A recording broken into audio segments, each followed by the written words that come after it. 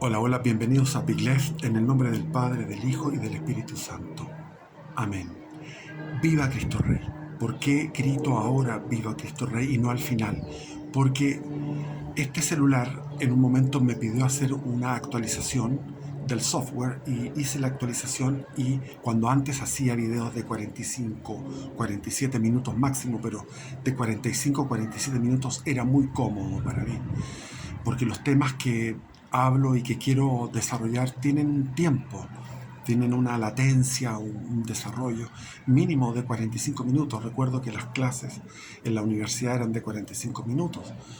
Es lo que debe ser, pero bueno, tengo una actualización que me impide ahora en mi software de mi celular avanzar más allá de 33 minutos 11 segundos. Por eso que esa es la explicación de por qué siempre mis videos tienen ese tiempo.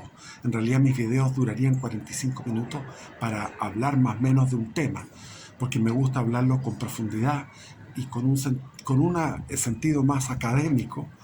Y bueno, agradezco a los que hacen comentarios constructivos, sobre todo a César Rosas, que siempre ha hecho comentarios muy interesantes en casi todos los videos.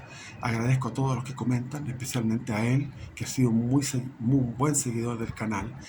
Y, y bueno, el video que tiene casi 6K, 6.000 vistas, no sé si va a llegar a eso, pero está cerca.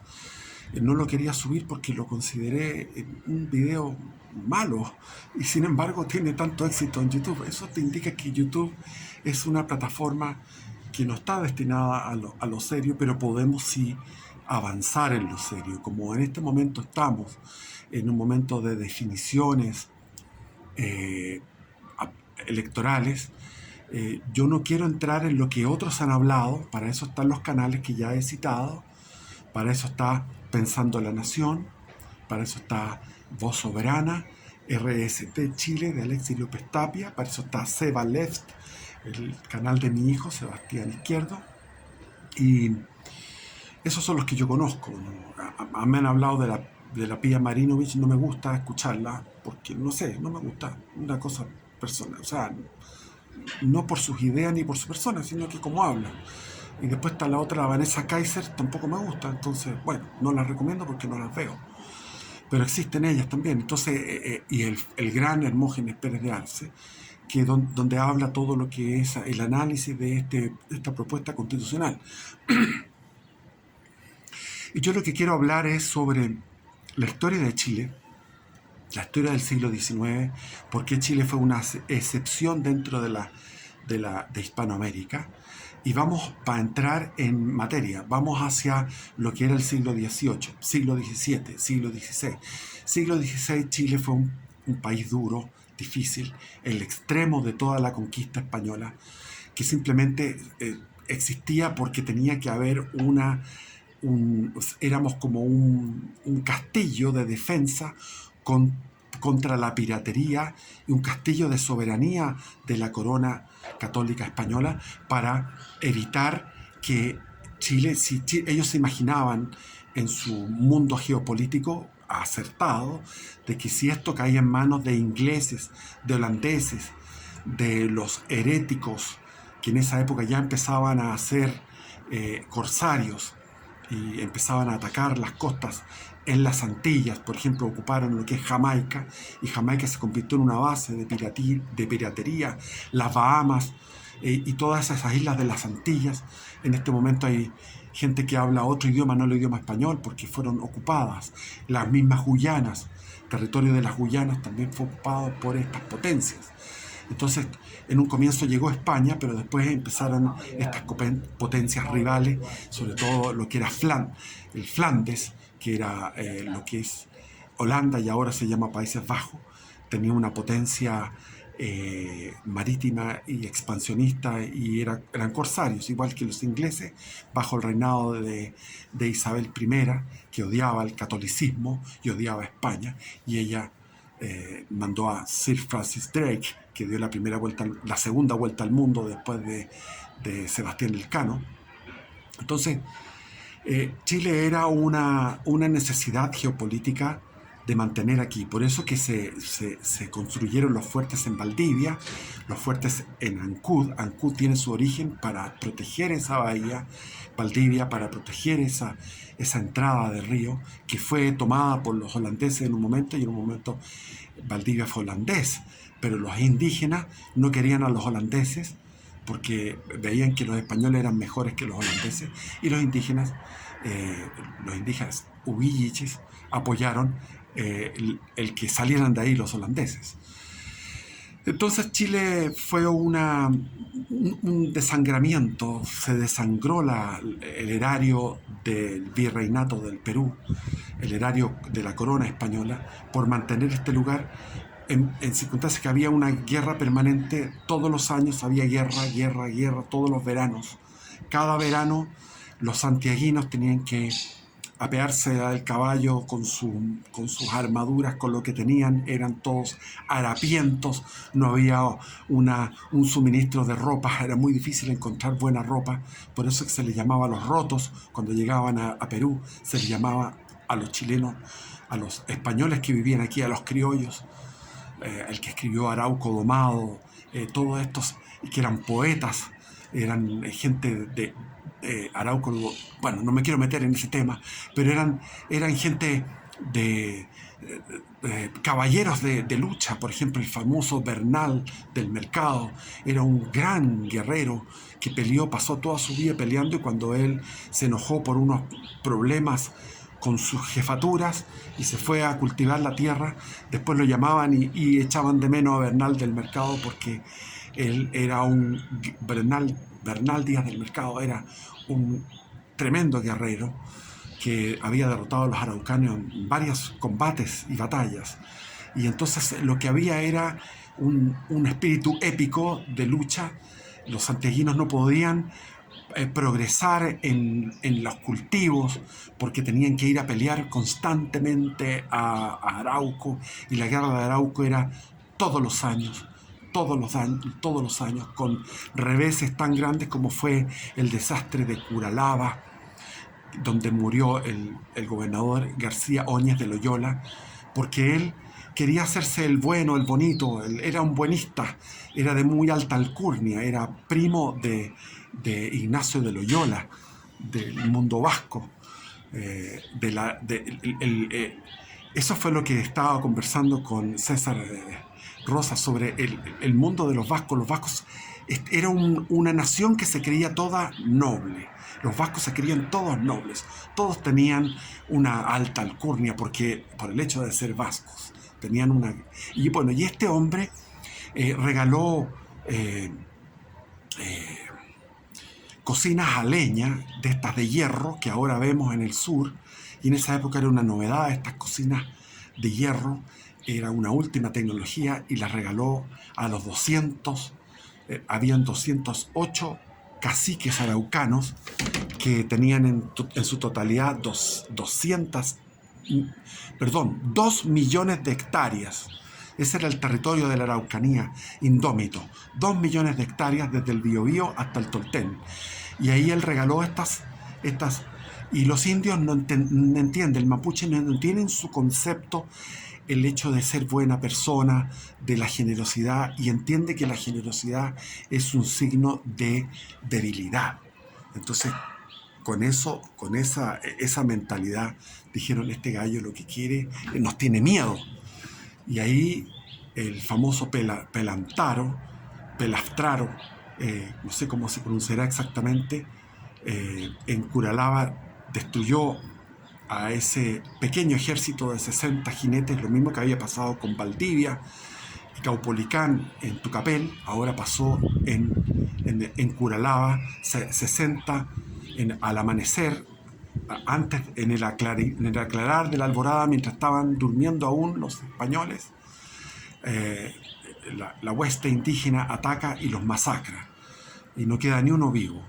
Y la cabeza de este gobernador es paseado por toda la Araucanía, y se produce una rebelión, una insurrección en 1598, generalizada, que se extiende hasta el Maule, todo lo que es la zona del Ñuble, es destruido Chillán, es destruido Concepción, es destruido todas las...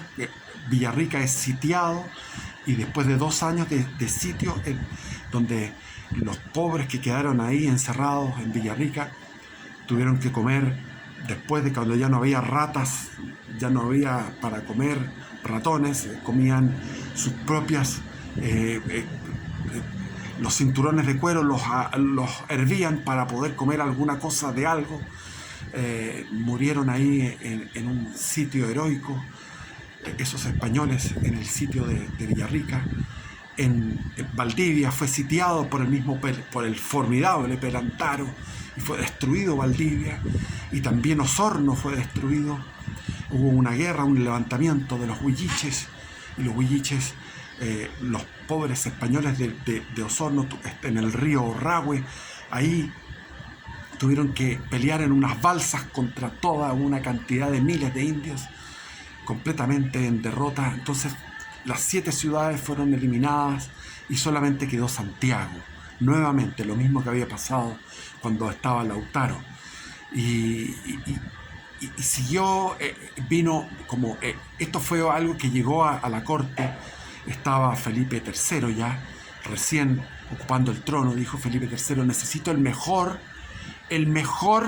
capitán que tenemos en el Imperio Español. Y el mejor capitán era Alonso de Rivera.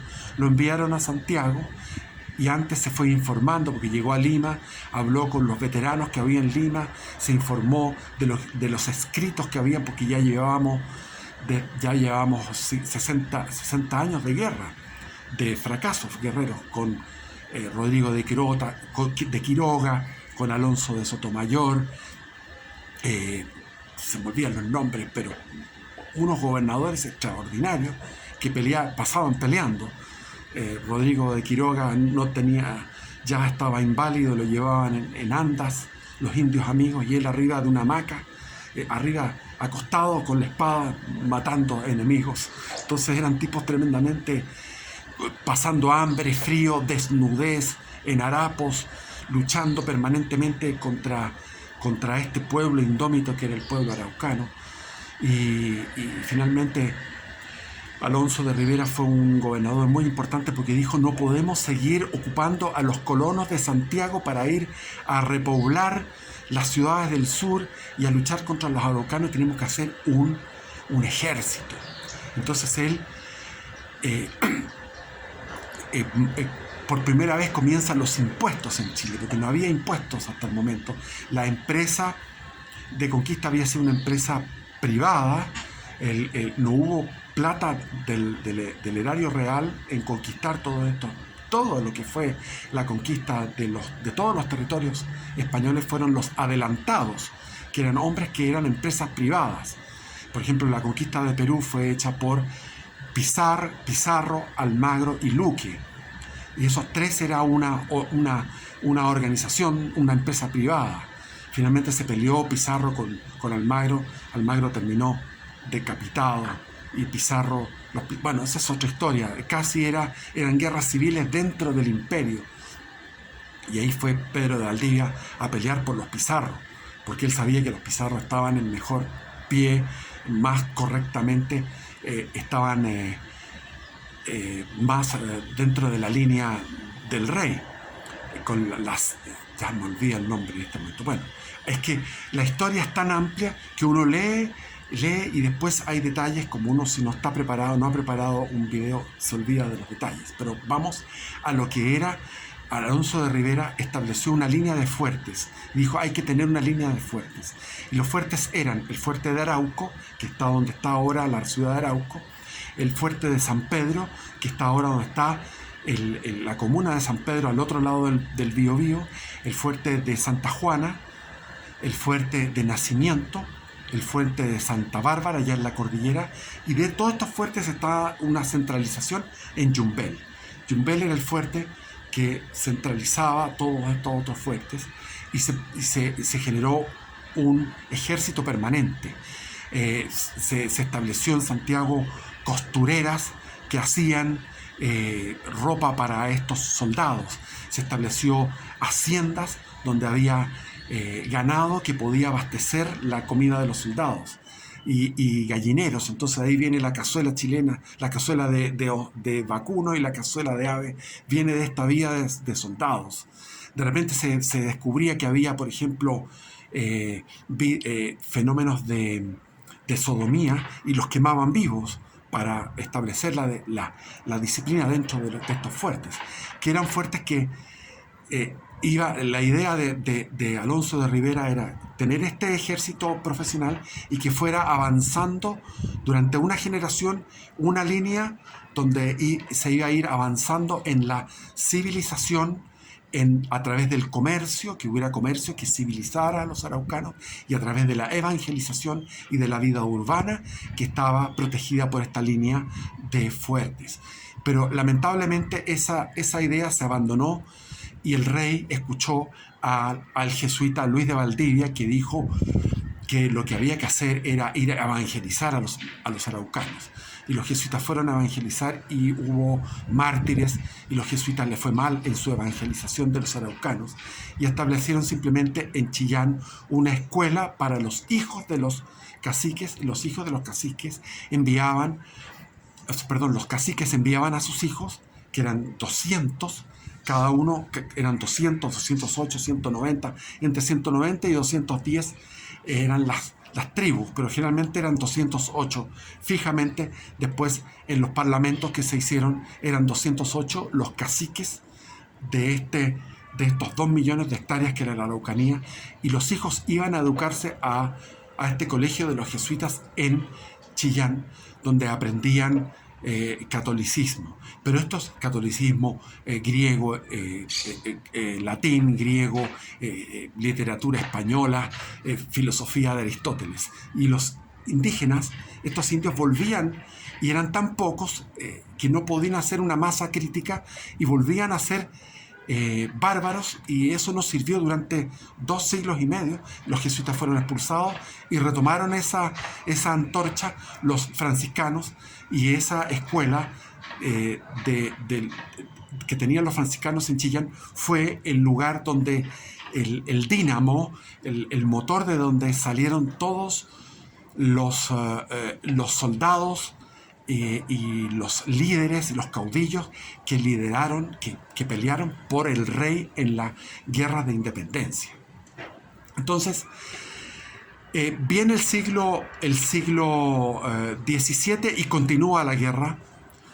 Fracasa porque no se implementa como corresponde la estrategia que tenía Alonso de Rivera de ir pacificando por franjas el territorio de la Araucanía. No se siguió porque no se perseveró en ello, y Felipe III le escuchó a Luis de Valdivia y se produjo un fracaso de la guerra defensiva, o de la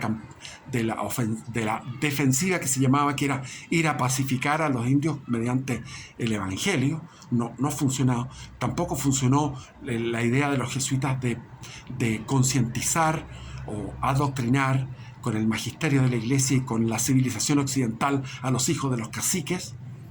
Y se mantuvo la guerra durante el siglo XVII, durante 50 años, hasta que llegó el mestizo Alejo y tuvo campañas militares, el Dientur también.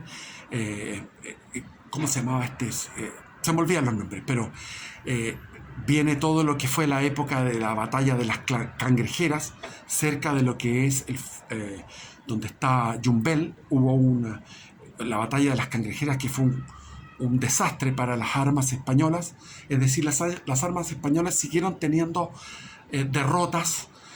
Interesante de hablar en términos militares de lo que fue aquello, cómo los araucanos tenían un desarrollo de la guerra en términos estratégicos, tácticos, en términos tecnológicos, guerra de fuertes. Ellos también imitaron en los fuertes, también hacían movimientos de ejércitos paralelos, que lo inventó Lautaro y lo siguió. Entonces, el Dientur, como se me olvidan los nombres en este momento, discúlpenme, pero cómo fueron ellos avanzando en este desarrollo de la guerra a llegar a niveles europeos de guerra, o sea, la genialidad bélica de los araucanos. Tanto así que cuando comenzó la guerra de Arauco, en 1550, 1546, primera expedición, pero 1550 ya de frentón, Pedro de Valdivia tenía 200 y 200 contra 20.000 indios, es decir, un español contra 100 araucanos y triunfaba el español. Un español contra 100 araucanos y triunfaba el español. A la vuelta de 100 años, en 1650, un español contra un araucano y ganaba el araucano. Es decir, con el mestizo Alejo, por ejemplo, en la batalla que hubo cerca de Concepción, donde mestizo Alejo se retiró a la cumbre, venía huyendo, hizo una retirada, todavía está ese cerro ahí en Concepción, cuando pasa uno cerca del Biobío, va hacia Hualpén, ahí está ese cerro. Entonces, mestizo Alejo iba huyendo con 100 jinetes araucanos y subió por el cerro y en la cima se escondieron. En la cima descansaron los caballos, descansaron. Y detrás venían los españoles, en número de 100, persiguiendo a 100 mapuches, 100 araucanos, y iban en la colina subiendo hacia arriba, ascendiendo, cansados, con sus corazas, y en ese momento montan los araucanos con sus lanzas y bajan en tropel, cuesta abajo, a enfrentarse contra ese destacamento y lo barren completamente. Eso ya te muestra, eso demuestra cómo era de difícil vencer a los araucanos. Era una dificultad tremenda. Ya llevábamos 100 años de guerra. Y fueron 120 años de guerra ininterrumpidos, hasta que después, sencillamente, el imperio español tiró la toalla y dijo, ya, se acabó la cuestión. Y vino el sistema de los parlamentos, vino el primer parlamento, el de Quilín, donde se llegó a un acuerdo, se respetó ese territorio y siguió ese territorio respetado hasta la independencia. Entonces Chile en el siglo XVIII se produce una concentración de la actividad económica, cultural, una actividad de todo tipo, solamente entre el Biobío, o sea, entre la provincia de Concepción, entre lo que era Concepción Talcahuano y lo que era Copiapó. Ahora, en la época de la independencia nos encontramos en Chile con 900.000 habitantes. Se calcula en 100.000 habitantes de estos 900.000 habitantes lo que era el Arauco indómito, los araucanos. Teníamos 35.000 habitantes en lo que era Valdivia, Ancud y Castro, que eran los tres, Valdivia, Osorno, Ancud y Castro, reunían entre esas 4 puntos, esas 4 urbes pequeñas, 35.000 habitantes. En Concepción había 10.000 habitantes, pero era muy importante porque ahí se generaba la espada, ahí estaban los generales. Y eso es importante porque los generales van a ir siendo muy importantes en todo lo que fue la lucha por la independencia y posteriormente todo el siglo, la primera mitad del siglo XIX en la historia política, el tema de los generales y de esta aristocracia penquista o pencona que le llamaban. Es muy importante, ahí estaba Juan Martínez de Rosa, de ahí venía José Joaquín Prieto, muy importante, Prieto Vial. Después estaba el otro era Bulnes, también era de ahí, etc. Entonces, el general Cruz, José María de la Cruz, que también era de Concepción, etc. Vamos a ver aquello. Entonces, el grueso de la población se encontraba entre el Maule y el Choapa, que era la provincia de Santiago, donde estaba Santiago, y ahí había más de 500.000 habitantes, y Santiago tenía 80.000 habitantes de esos 500.000 habitantes. Entonces todo estaba en Santiago, es decir, en Talca, Curicó, San Fernando, en Rancagua, en Melipilla, en Valparaíso, en Quillota, en San Felipe, en los Andes. Eso era, Petorca, La Ligua, eso era la zona donde estaba el grueso de... O sea, estamos hablando de que de 900.000 habitantes, 500.000 habitantes estaban en esa zona. Y en la zona norte eran 75.000 habitantes, no eran más.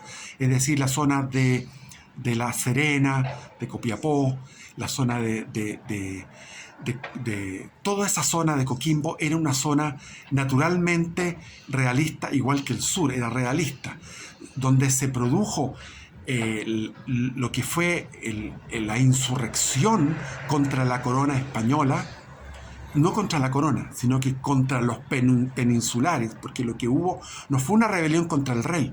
El rey era una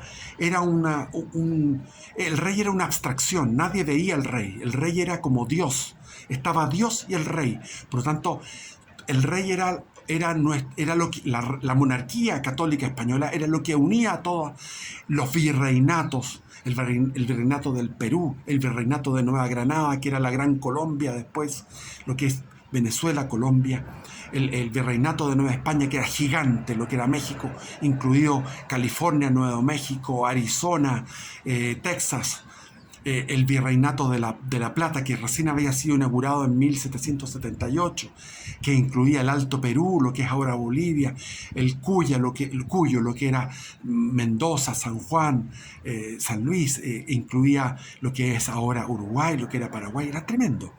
Entonces, y la Capitanía General de Chile, que incluía la Patagonia, incluía las Malvinas y la Antártica, y el mar de Drake y la isla de Tierra del Fuego.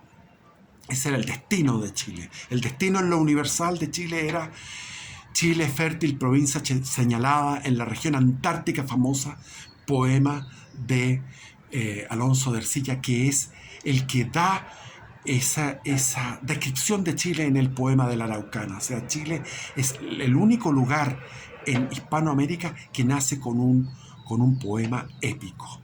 Ahora, vamos hacia el siglo XVIII. El siglo XVIII se produce en Chile algo que no existió en los otros lugares de Hispanoamérica ni en Europa. En Europa tenemos el conflicto entre las burguesías y la nobleza, que lleva a la Revolución Francesa y a muchos conflictos en todo el siglo XIX. Las burguesías era un espíritu, un alma, una espiritualidad de rendimiento, de austeridad, de trabajo, y la nobleza era de posesión de la tierra, de arrogancia y de orgullo de sus blasones, de su nobleza. Entonces, esos eran dos espíritus contradictorios, pero en Chile se dio una fusión de eso en el siglo XVIII. Es decir, cuando nos encontramos ya en la independencia, Chile ya tenía resuelto ese problema porque hubo una mezcla.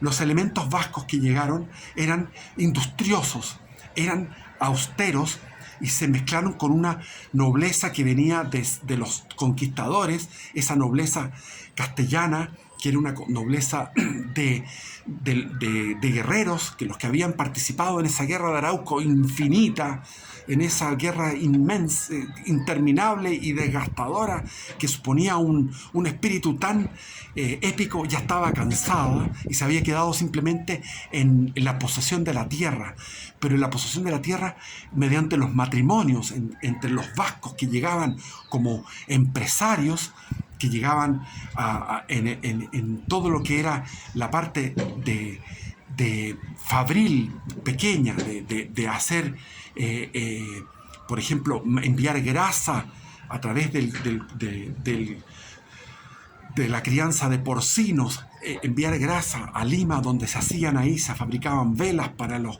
grandes palacios, para las grandes catedrales de Lima. Nosotros enviamos hacia allá trigo, enviábamos vino. Entonces, también el cultivo del cáñamo, etc. Todo esto, estos emprendedores que tenían a su vez un orgullo por ser vascos, como les decía, en la República, iba a decir, pero se puede decir, porque la República es un vocablo abstracto que no incluye democracia, puede ser una república o un lugar de oligarquía.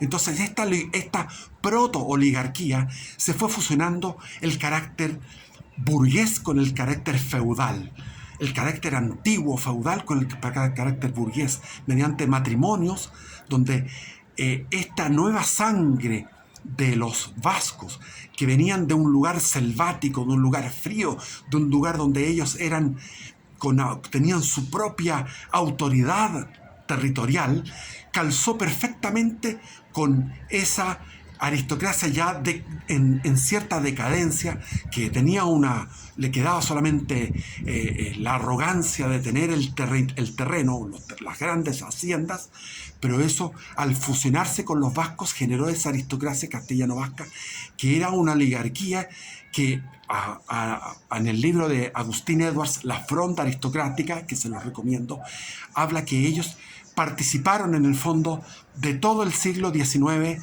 de distintas insurrecciones de ese espíritu oligárquico que marcó un sello en Chile. La Fronda. La Fronda viene de una rebelión que se produjo en Francia cuando estaba pequeño todavía Luis XIV y todavía no podía ser rey, porque era muy niño, y estaba su madre, que era María de Austria, se me olvida el nombre, María de Austria, pero ella era la madre, y había un problema con los impuestos y con el poder absoluto que se estaba generando ya en Francia, y que lo terminó de coronar Luis XIV, que dijo: el Estado soy yo, l'état c'est moi. O sea, no lo pronunció nunca, porque eso es un mito. Él nunca dijo el Estado soy yo, pero en el fondo es una gráfica de que el absolutismo estaba ya borrando los fueros de la nobleza medieval, feudal, que había en Francia. Entonces hubo la fronda. Y la fronda no era, por lo que nosotros entendemos, la fronda de un árbol que tiene muchas ramas, frondoso, sino que era por un arma que era lo que llaman las ondas. La onda. Entonces pelearon con ondas. Y de ahí viene el nombre de la fronda, de un francés que significa onda. Ahora, la fronda aristocrática es la que produjo la independencia. Pero ¿cómo fue aquello? Ello no fue una rebelión contra el rey, porque lo que pasó en la península, lo que vino fue un meteorito. Fue un meteorito que destruyó, es como un gran meteorito de la época de los dinosaurios, que llegó y destruyó parcialmente y temporalmente el poder real, porque estaba Fernando VII prisionero de Napoleón, porque Napoleón había puesto a su hijo José Bonaparte, o sea, a su hermano, perdón, José Bonaparte, porque el ejército francés tuvo grandes victorias y grandes derrotas, pero iba y venía, el mismo Napoleón se fue a instalar ahí para dirigir desde Madrid cómo poder aplastar al pueblo español. Pero todas esas noticias eran noticias que venían negativas y positivas, y cuando venían negativas era como que ya perdimos a España, porque se veía